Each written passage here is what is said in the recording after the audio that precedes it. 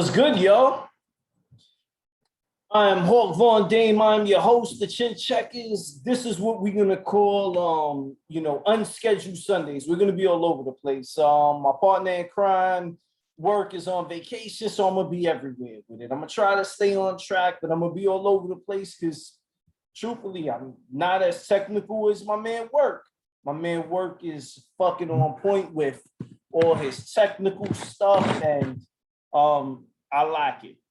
Originally, I tried to do all this stuff and go live, take phone calls, and that was a disaster. It didn't work out well. Let's just say that. So normally we're always live, though. You can catch us on Podbeam, and what we do is we upload the audio first, and then Work goes back and he edits it up to throw in some the highlights of the fights. He's on vacay right now, so you got me, and it ain't no way I'm editing the fights. I already messed up the live. So right now I'm not taking no phone calls. It's no longer live neither. The first recording I did, the audio came out horrible. Right now I'm in the house. The audio may still be off because the AC is blasting because it's like 100 degrees here in New York. But all right, man, Chin Checkers, let's get on the way. Friday we had the Bellator event. Main event, Chris Cyborg versus Leslie Smith, I believe. That card was dope, man. At least the beginning half of it, we had the females fighting. I believe her name was Valerie Lorena. Newcomer. She ended up I think she was undefeated 3-0 versus Hannah Guy, who had a bit more experience, if I'm not mistaken. But that was actually a dope event, and Valerie is, amongst being a tough chick, because she ended up getting put in a lot of crazy positions. I thought she was done numerous times. You could tell her ground game is suspect, to say the least. But she did a lot of wizardry on the floor and got out of a lot of crazy situations. So shout out to her. She ended up losing to Hannah Guy. While they were on their feet, though, she ended up doing a lot of good stuff. Valerie, that is. Beautiful, beautiful girl. She did a lot of good work when she was standing. The problem was when she was on her back, on the floor, not so much. She's not really good at the ground game. And then when she finally did get to her feet, she tried to get too cute with it. Wasn't working. So she ended up losing that fight. It was a good fight, though. The other fights after that, not so much, man. There's nothing, MMA, bad MMA fights are like watching two alligators on the floor. It's cool when you got two really superior wrestlers where it's active, aggressive, crazy stuff on the floor or fighting or whatever it is. When you just got boring events, man, it's kind of hard to watch. And I'm more of a casual MMA fan.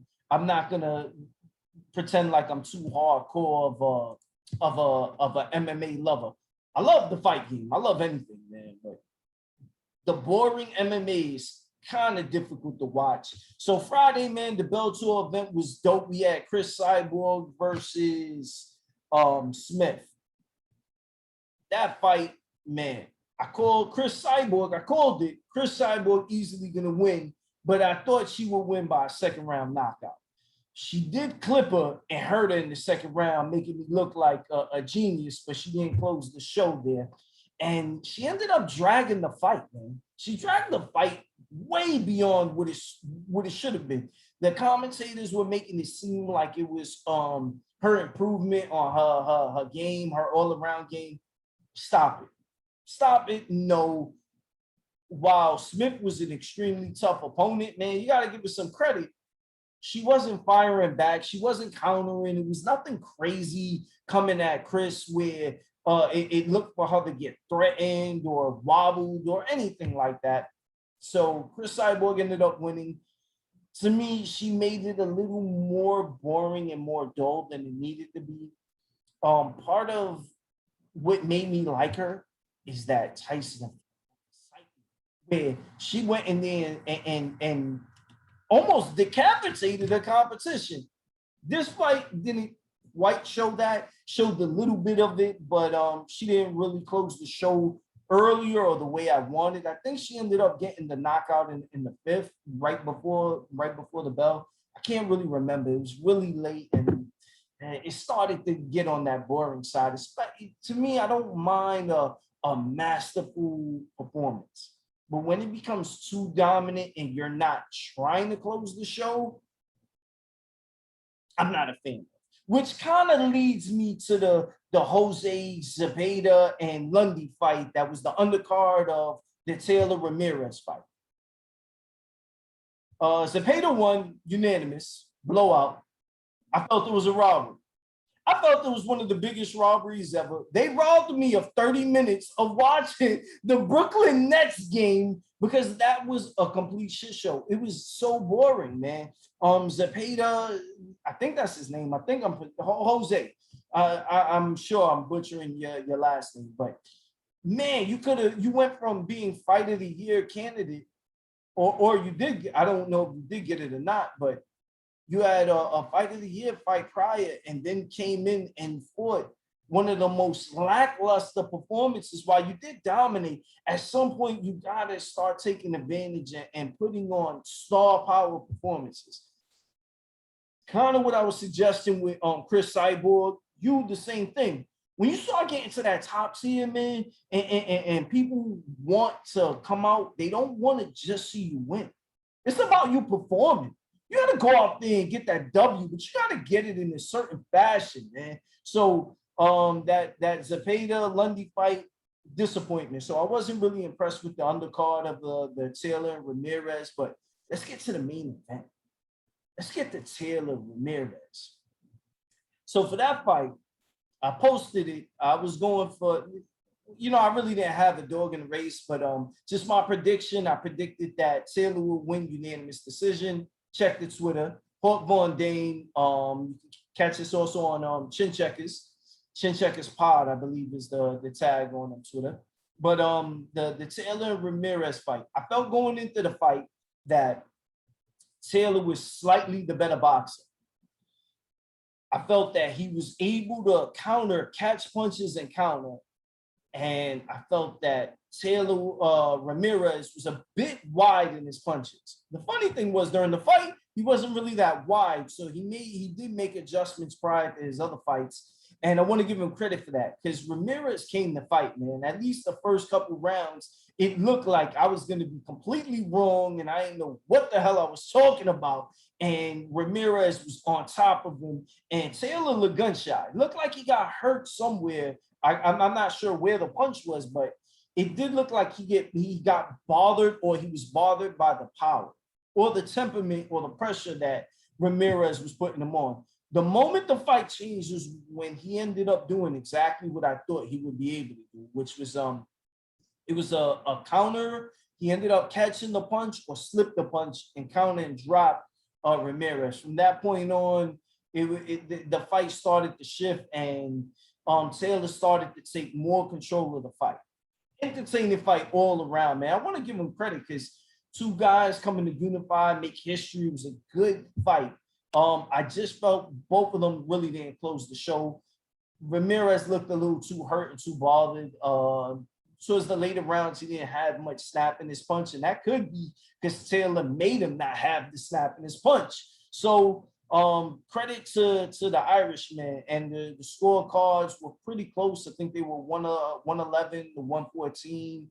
If you take down the knockdowns, that's a 1-point difference. But for me, I just think Taylor should have been deducted a point because those shorts were so ugly.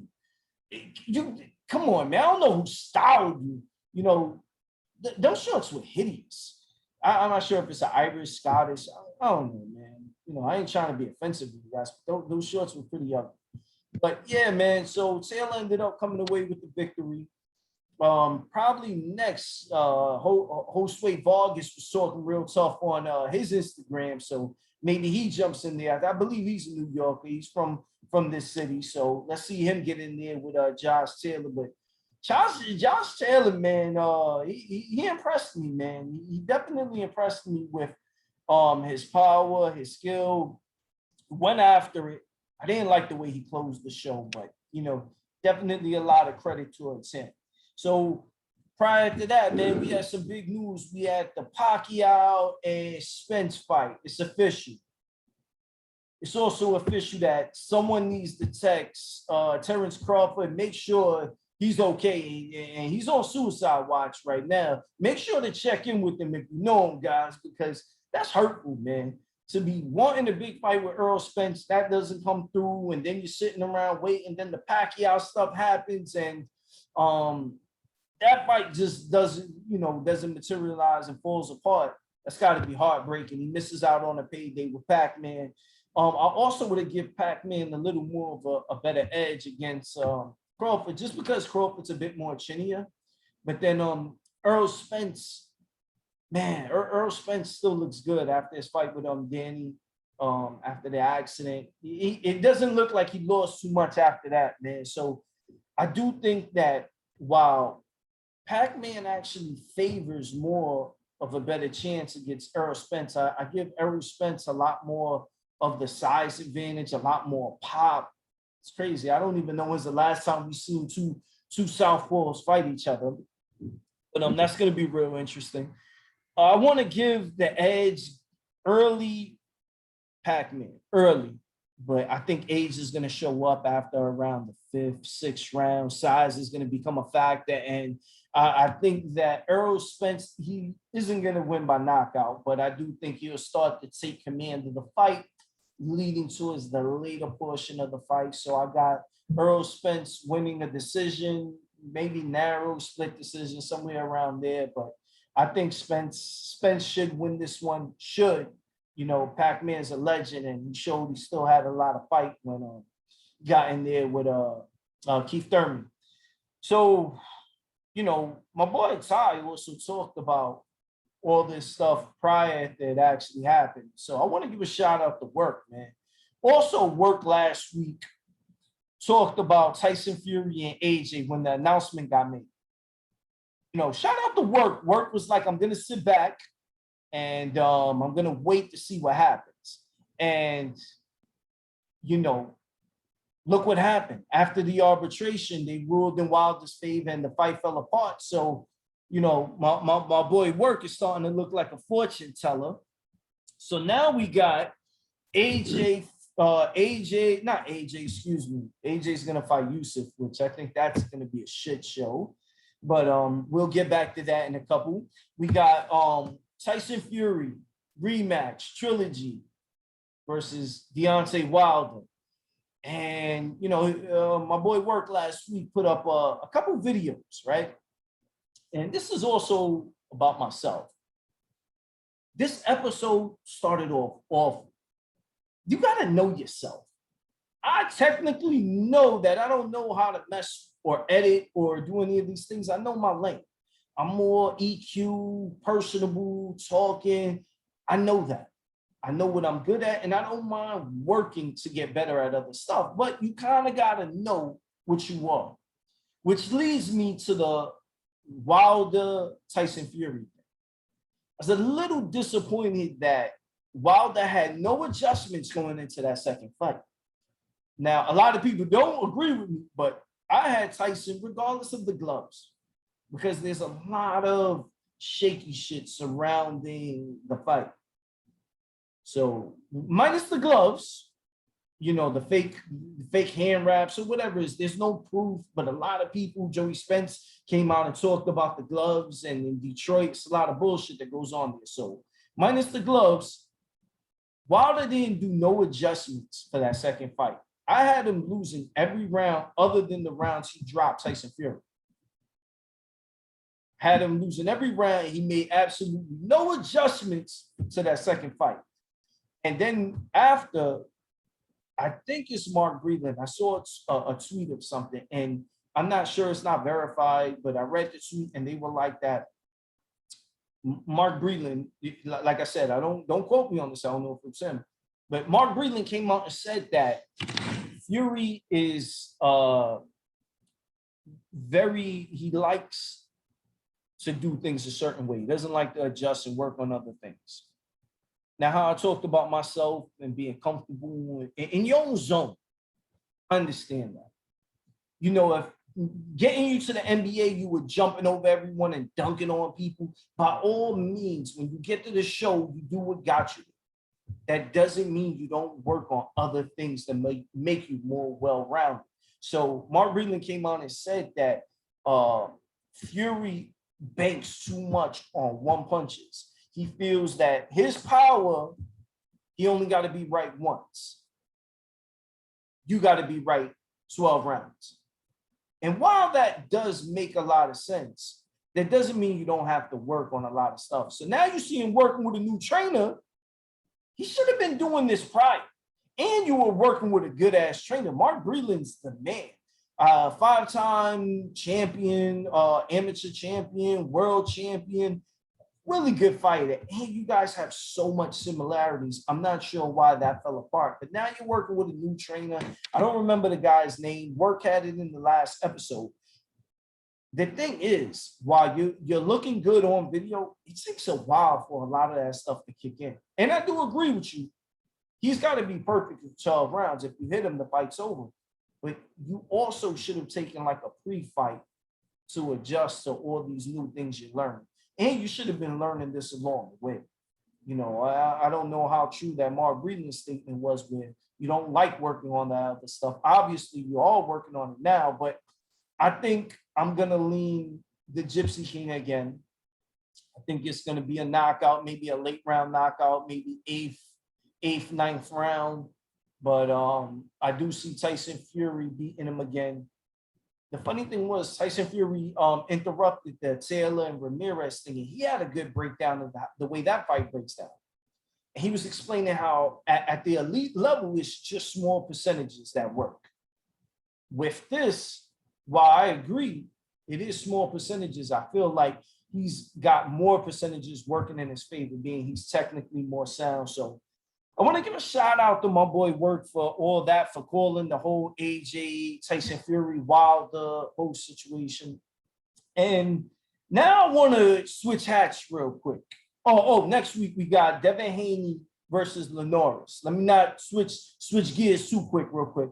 So we got Devin Haney versus Linares, Obuble versus Donaire. I don't know how to sound that guy's name out. You can Google it.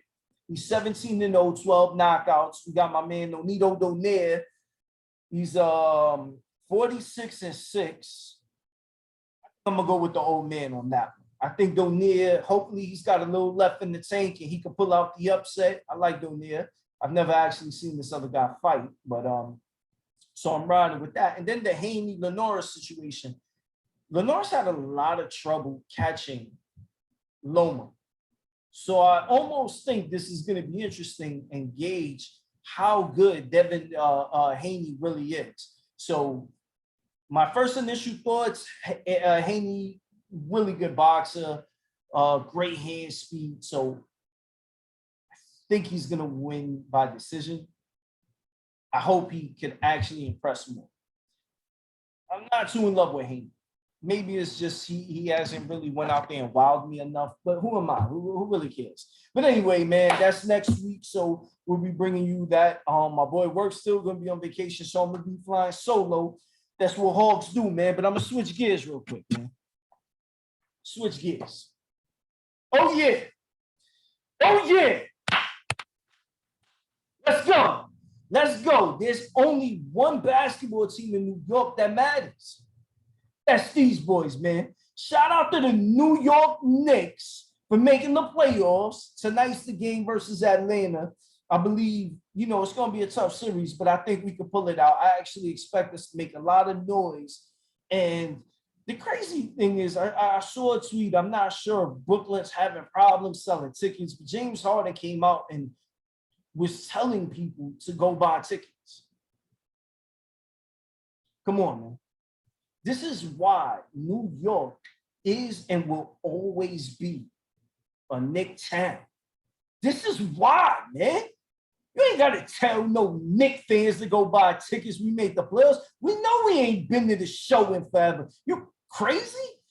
And I would be there, but they talking about you got to be vaccinated. And, I'm going to leave that opinion alone. I'm not going to dive into, I don't want to dive into politics or any crazy thing. This is a boxing channel. But again, I say we rep New York hard. So we got to talk about the Knicks, man. Knicks ain't make the playoffs in forever. So had to switch gears real quick. Give a shout out to my boys, man.